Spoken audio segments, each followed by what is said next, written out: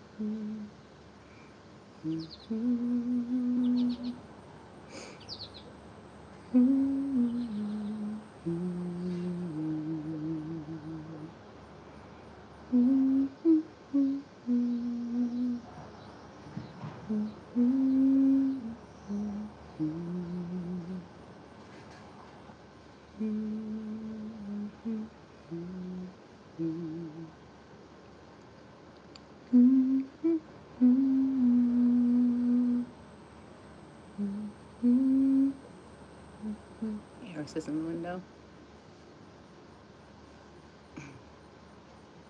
Oh, hi, mosquito. No, no, no.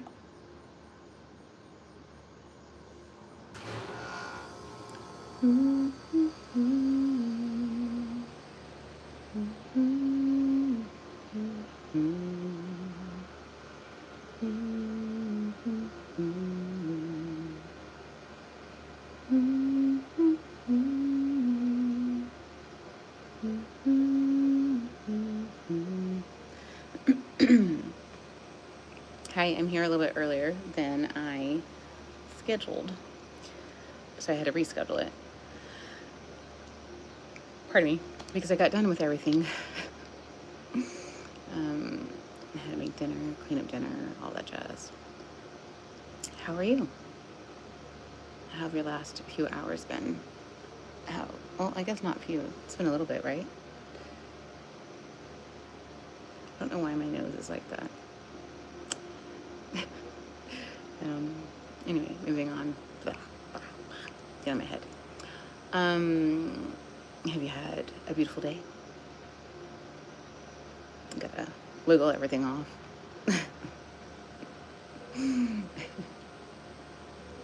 I have had a calm day. Yep.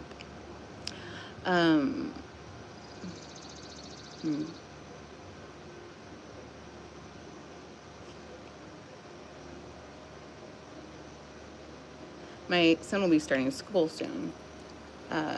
And so we've gotten information about his teacher, and they are a black belt in Taekwondo. He freaked out. He's like, what? So that was pretty cool. Oh, yeah, with everything. He's also started sparring, which I'm sure a good portion of you are aware. So that was interesting to see him do. Yeah. Well, he's inside with the game, so I don't want to take too much time. But I thought I'd come back. Hi, because I have time. Wasn't able to come any earlier. I'm going to read 2 children's books. As I was contemplating and praying of what to do, that's what I felt. So that's what I'm going to do. The first book that I will read, Oh, the Places You'll Go by Dr. Seuss. Now listen, I know he has some problematic stuff, okay? I have, but this one's good. Okay. Oh, the Places You'll Go by Dr. Seuss. Sure. Let's get this back. Okay. Congratulations. Today is your day. You're off to great places. You're off and away. You can't see. There you go. Okay. Let's see this page. You have brains in your head, you have feet in your shoes, you can steer yourself any direction you choose. You're on your own and you know what you know, and you are the guy who'll decide where to go.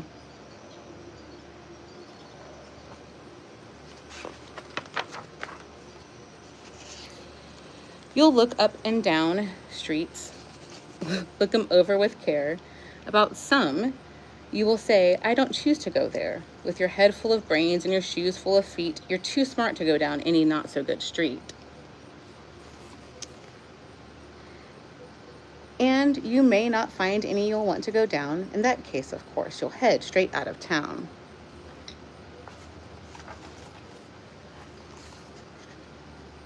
It's opener there in the wide open air.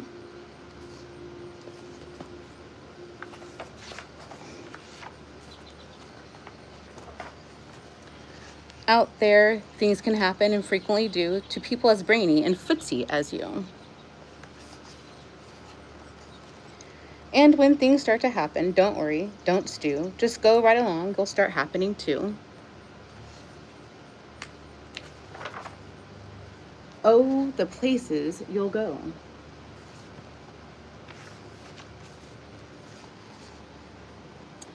You'll be on your way up, you'll be seeing great sights, you'll join the high flyers who soar to high heights. This is not to anybody specifically. Listen to me. What are the words out of my mouth right now? No drama. I'm not in on that. I'm doing what God told me to do. I have no idea, not in on it. So, this is to nobody. This is a reminder for all of us. Just so that's clear out of my mouth. Okay. You'll be on your way up. Oh, wait. I did that part. Okay, this page. You won't lag behind because you'll have the speed. You'll pass the whole gang. Soon you'll take the lead. Wherever you fly, you'll be the best of the best. Wherever you go, you will top all the rest.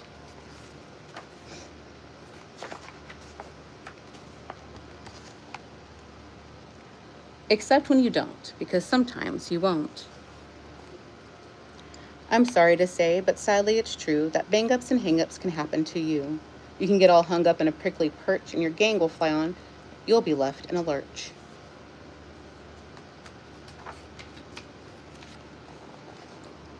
You'll come down from the lurch with an unpleasant bump, and the chances are then that you'll be in a slump. And when you're in a slump, you're not in for much fun. Unslumping yourself is not easily done.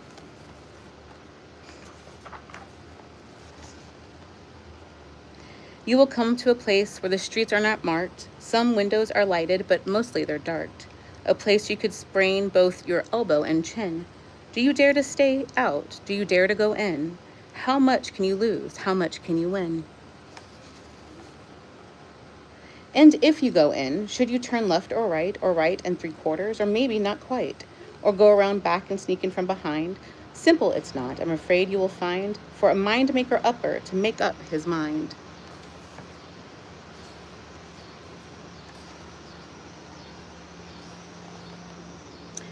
You can get so confused that you'll start into race down long, wiggled roads at a breaknecking pace, and grind on for miles across weirdish wild space, headed, I fear, toward a most useless place, the waiting place.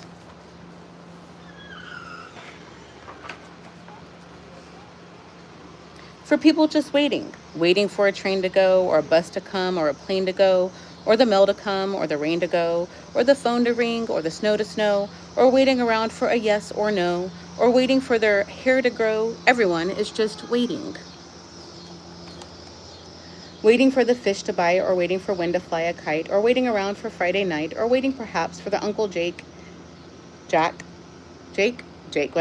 Jake, or a pot to boil, or a better break, or a string of pearls, or a pair of pants, or a wig with curls, or another chance. Everyone is just waiting.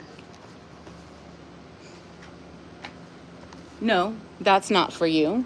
Somehow you'll escape all that waiting and staying. You'll find the right places where boom bands are playing.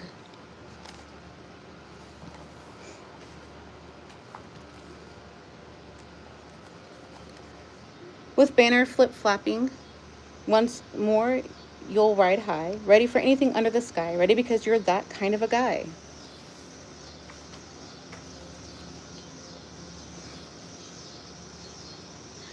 Oh, the places you'll go. There is fun to be done. There are points to be scored. There are games to be won. And the magical things you can do with that ball will make you the winningest winner of all. Fame. You'll be famous as famous can be, with the whole wide world watching you win on TV.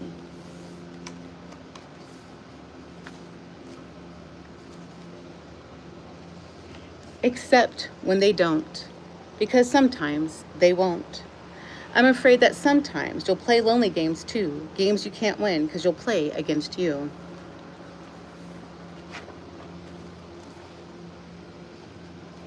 All alone. All alone, whether you like it or not, alone will be something you'll be quite a lot. And when you're alone, there's a very good chance you'll meet things that scare you right out of your pants. There are some down the road between hither and yon that can scare you so much you won't want to go on.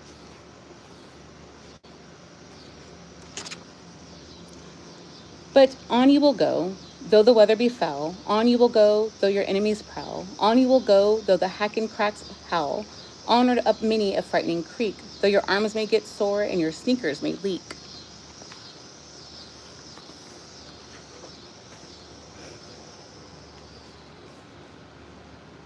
Oh, and on you will hike, and I know you'll hike far and face up to your problems, whatever they are.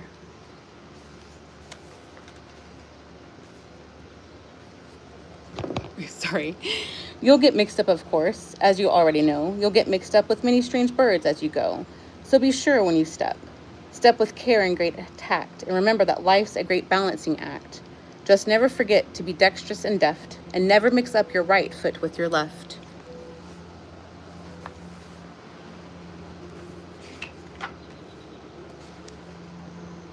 And will you succeed? Yes, you will indeed. 98.75% guaranteed. Kid, you'll move mountains.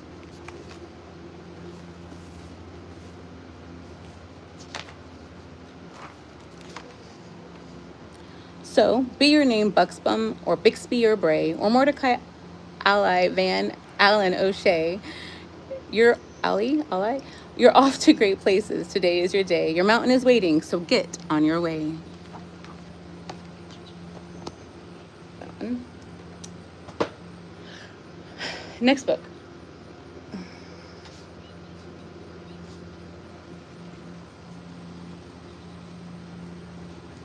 I'm going to take off the cover for this one, and I have actually read this one here before. I'll show the cover for those who may not remember, who are not here before, but some of my friends will remember that have been here a while. If Only I Had a Green Nose by Max Lucado.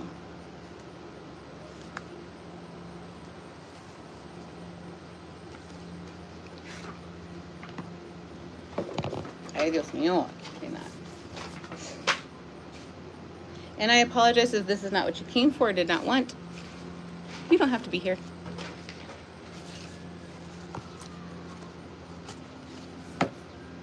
If Only I Had a Green Nose.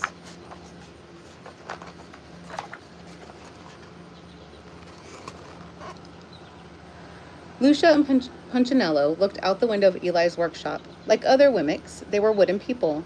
But unlike the other Wemmicks, they weren't standing in line in the village below. Look at them all, Punchinello exclaimed. I don't understand it, Lucia wondered. Why would anyone want to paint his nose green? Because everyone else is, Eli responded without looking up from his workbench. Punchinello didn't understand. What do you mean? Everyone wants to look like everyone else. Sometimes it's square hats, sometimes it's tall shoes. Why, last year the big thing was yellow ears. Now it's green noses. Everyone wants a green nose.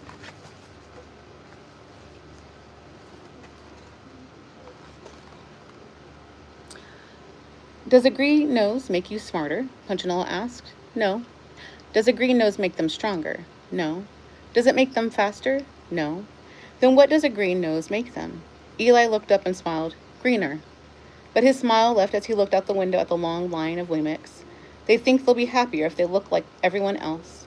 But I make them different on purpose. Freckles, long noses, bright eyes, dark eyes. These were my ideas. Now they all want to look the same.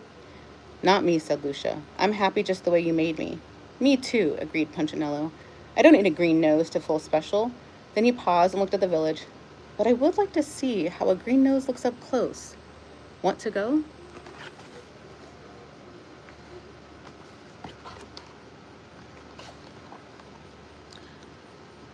Eli smiled as the two stood to leave. Just remember, I made you different on purpose, he told them. From street level, the line looked even longer, and the noses were even greener. Lucia and Punchinello worked their way to the front of the crowd and watched as one Wemmick, after another, stepped into the nose-coloring store and came out painted. It's the latest thing, barked a Wemmick on the sidewalk. Don't be the only Wemmick with a plain nose. Who is that? Asked Punchinello. Lucia shrugged. I don't know. Why, that's Mr. Willie Whiffet, volunteered a Wemmick from behind them.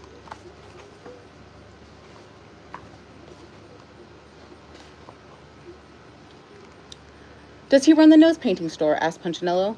More than that, the Wemmick explained. Painted noses were his idea. So were the square hats and the tall shoes and the yellow ears. New things are his thing. He decides what is with it. Isn't he the best? Lucia and Punchinello took a good look at this tall Wemmick with the deep voice, big smile, tall hat, and green bow tie that matched his oh-so-great green nose. Both were thinking the same question. Lucia asked it. Who made him the new thing picker? The Wemmick looked puzzled, like he'd never been asked that question. Well, I don't know. He always has. Then his eyes brightened. Wait, look, here comes a new nose. Oh, said the Wemmicks. Ah, admired some of the others. The just-painted Wemmick didn't stop to speak. He just kept his nose in the air and walked past. All the green-nosed Wemmicks did this. After all, how could you know your nose be seen if it wasn't in the air?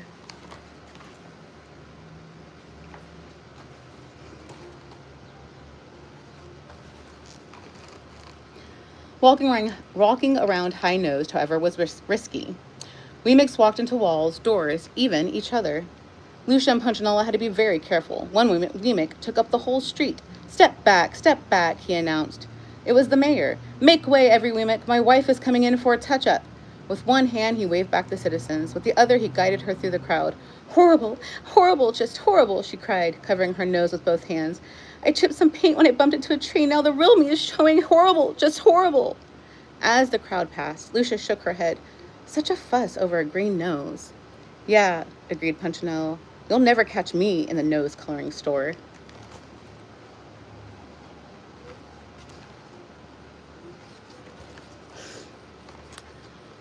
Aw, Punch, I was hoping you'd go. Punchinello recognized the voice immediately. Twiggy? He turned and looked at the wide-eyed, sweet-smiling Wemmick. His eyes began to turn red. Oh, sorry, his ears began to turn red. They always did when he saw her. He reached up and covered them. Why don't you paint your nose, Punch? I painted mine. Everyone else is painting theirs. Besides, you'll look good in green. Twiggy reached up and touched the tip of his nose. Yours is so cute. With that, she turned and walked away. Bye-bye, she waved. Punchinello moved one hand from his ear to his nose. He turned and looked at his reflection in a store window.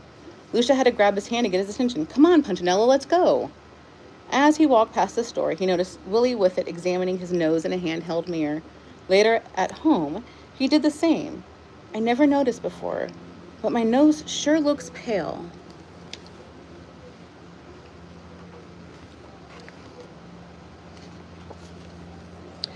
The next morning, Punchinello walked down the street with his friends, Splint and Woody. Are you really thinking about it, Woody asked. Sort of, Punchinello answered. They say the paint stings your nose, Woody volunteered. And it stinks, Splint added. The brush could get in your eyes, Woody continued. And it only comes off with sandpaper, Splint nodded. Shh!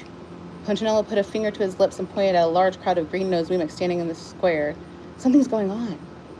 The mayor was standing on a platform. His wife, nose freshly painted, and Willie Whiffet were on either side of him. Welcome, one and all, to the first meeting of the Nosy Wemmicks Club, he announced. Your glistening green sets you apart as a Whiffet Wemmick. As if on cue, Wemmicks began stroking their noses.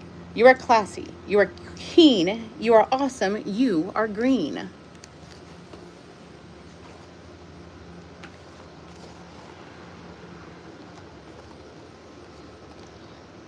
Proud of his poetry, the mayor smiled and the Wemmicks applauded. We owe it all to Willie Whiffet, he shouted over the noise. The pioneer of Of the painted snout, everyone applauded even louder. People love me because of you, one shouted. I have more friends, cried another. With a green nose, I'm a better Weemick, exclaimed a third. The mayor hung a medal around the neck of Willie with it. You have changed the face of Weemicksville. We salute your brilliance. Without you, we'd all look like... The mayor paused, looking for the right word. Then he saw Punchinello and his friends pointing in their direction. He declared with a scornful laugh, them! Everyone else laughed too. Punchinello and his two friends lowered their heads and covered their noses. Let's hear it for Willie with it, shouted the mayor, the Weemick who discovered the cure for the common nose.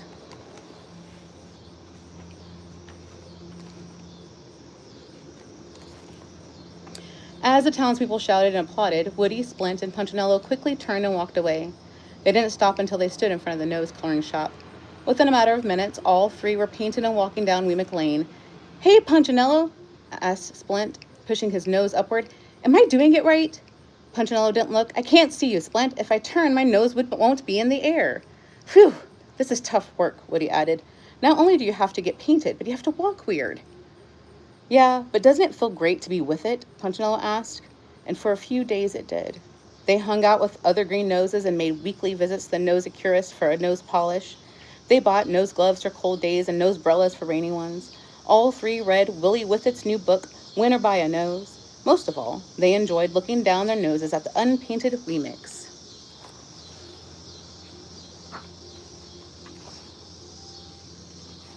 I gotta do this one. One day, when they were feeling especially smug, Splint said to Punchinello, I just can't imagine who wouldn't have a green nose. Punchinello agreed. Anyone without a green nose is so... So what? A voice interrupted. It was Lucia. Punchinello was embarrassed. I haven't seen you in a while, he said. You haven't seen anyone in a long time, she replied, except yourself. He started to speak, but didn't. He was bothered by what she had said. He was even more bothered by what he saw. He saw it in the next morning, as the three were walking into Weemicksville. Standing on the other side of the road was a Weemick with a red nose. He needs to get with it, they said to each other. But then they saw another Weemick also with a red nose. Then a third and a fourth. By the time they were in the village, they were surrounded by red-nosed Weemicks, and those whose noses weren't red were in line to have them painted.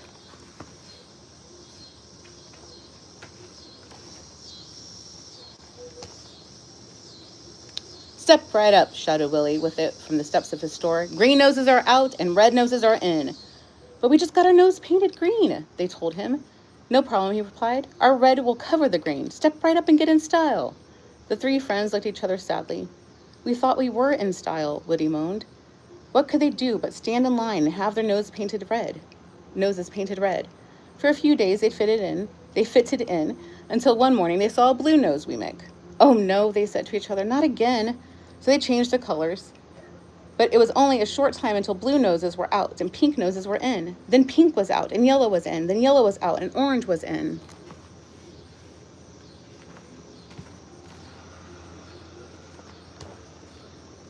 Soon, Punchinello and his buddies had so many layers of paint on their noses that they couldn't remember what they really looked like. This has to be the final color, they said the day they walked out with orange noses. But once again, they were wrong. I'm so tired of this, Woody moaned, when he saw a purple-painted Weemick. I wish my nose was common again. The three sat on a rock and hung their heads. Me too, agreed Punchinello. I should have listened to Eli. You think he would help us? Why don't you ask him? All three turned at the sound of the familiar voice. Lucia, they said. He asks about you every day, she told them.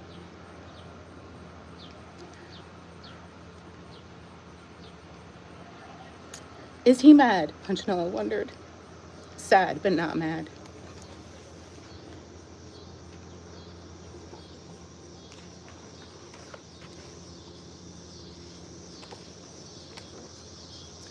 Punchinello looked up toward Eli's house on the hill. He told me to tell you to come. Lucia spoke again.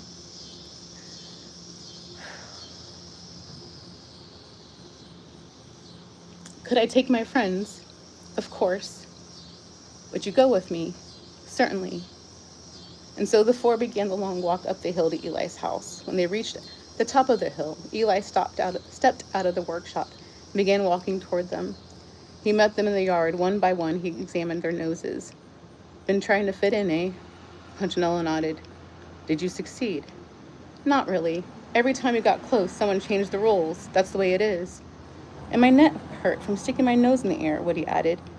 You weren't built to walk that way.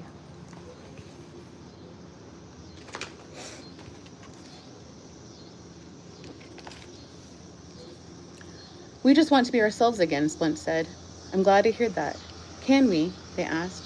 Of course you can, Eli replied. I'll always help you be who I made you to be. Then he reached in his pocket and pulled out a piece of sandpaper. But it's going to take some time. And so Punchinello and his friends followed their maker into his workshop where he spent the rest of the day removing the paint. It hurt to be sanded, but it was worth it to be normal again. The end. This last picture.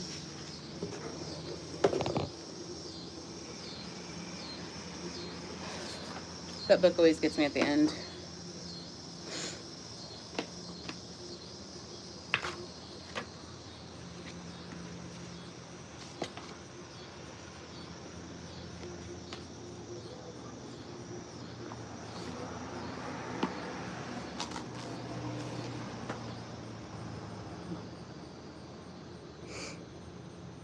That's what I felt to do.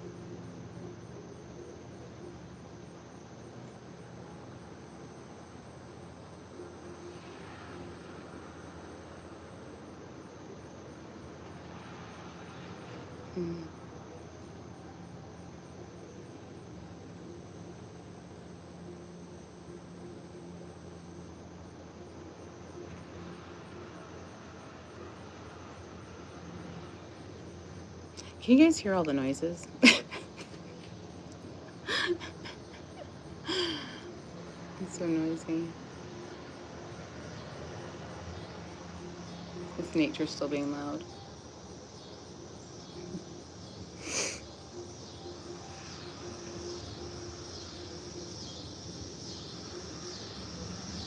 My hands are warm and my palms are red.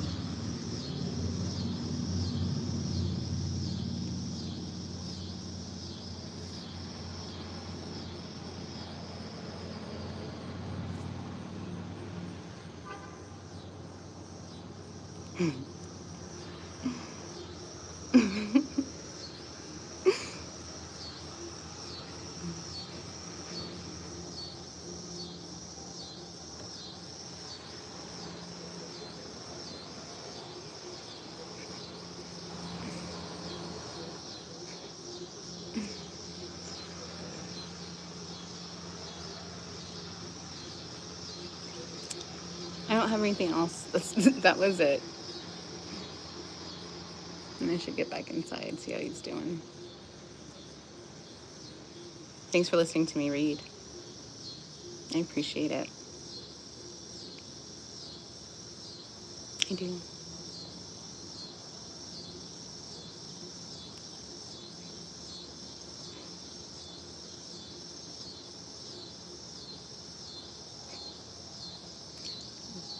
So loud. Oh, thank you. Did you guys hear that?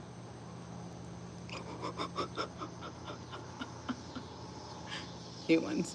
Its turn was done with. It's new ones.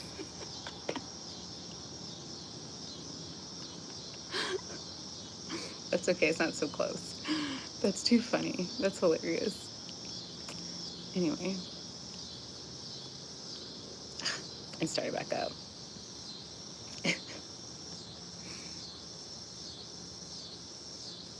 That sound. Love crickets. Not that. Isn't that the sign of summer? Cicadas.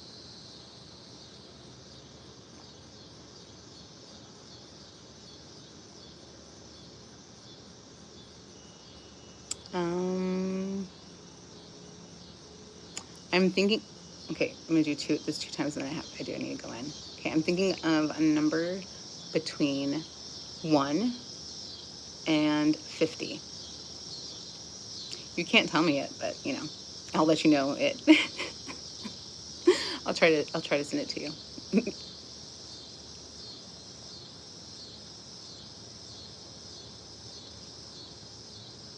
It's the first number that came to my mind. Okay. 3, 2, 1, 37. Okay. A number between 1, hold, clear my mind, start over. Mind, don't think of the number yet. Okay. A number between 1,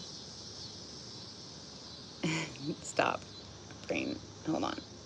Nothing yet. Empty your mind. Empty your mind. Okay.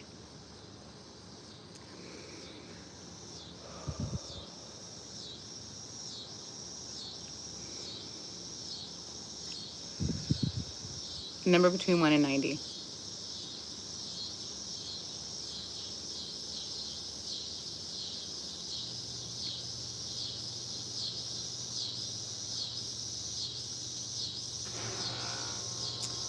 Three, 2, 1, 21. So, should I share this? I've said I went to massage therapy school. The school I went to was very, I don't know. Again, I'm thankful I had the teachers that I had. I incorporated myself with their beliefs, you know. I made sure to be me. I didn't think what they were teaching was anything abnormal. Yeah. I understood, like, the need to be aware of, you know, the power of touch, to be able to sense what somebody's body, you know, is going on in somebody's body. I say all that. I think I've shared this before. I say all that to say that we would do exercises like where you'd practice, you know, making your hand hot, making your hand cold. You could still do that. Or practice like transfer. Now, the thing is, and I would always pray afterwards. I'd pray beforehand and I'd pray afterwards.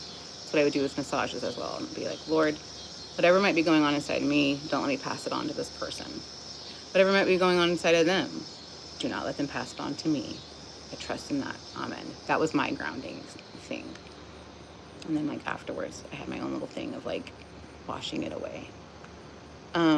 But we would practice shapes and colors with each other. Mm-hmm. Hello, B. Yeah. It was all, the point of it all was to be in tune and aware with, you know, our energy, ourselves, others' energy. Anywho, I've shared this before as well. Jesus says that he felt, you know, energy leave him when the woman who had been bleeding for 12 years touched him. So, anyway, I love you. Thank you so much for your time and attention. I appreciate you. I value you. Thank you, thank you, thank you. Thank you, thank you, thank you. I think I can't eat ice cream, by the way. Legitimately. I don't think I can have it. That's a new development this year. I can't have ice cream. I don't know. I gotta test it out. I gotta see. I don't know. I'm gonna test out the theory. I have to have ice cream by itself and see. See. And then find out. Anyway.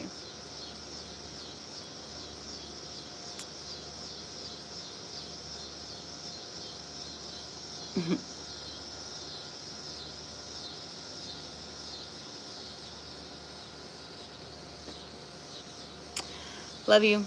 Have a good day, night, evening, morning, whatever it may be. Good luck with all you are doing. May you be safe in your coming and going. That sounds like me. I'm sure there are. Are there cicadas there? There has to be. Right? Aren't they everywhere? Silly question. You know, I haven't seen forever, and I've told this. Okay, I'm going to go, but I've said this before, so I spoke really fast there for a second. I've shared this before. I haven't seen a firefly in a very long time. I think around the 4th, sometime around there, the 4th of July. I think I saw a random one. But yeah, I used to love going outside when I was a kid and looking at fireflies. I miss that. I remember one time with my church's youth group, we went to this corn maze and we went on a hayride. And by the time we went on the hayride, it was dark. The whole tree line was lit with fireflies. It's really cool. Anyway, love you.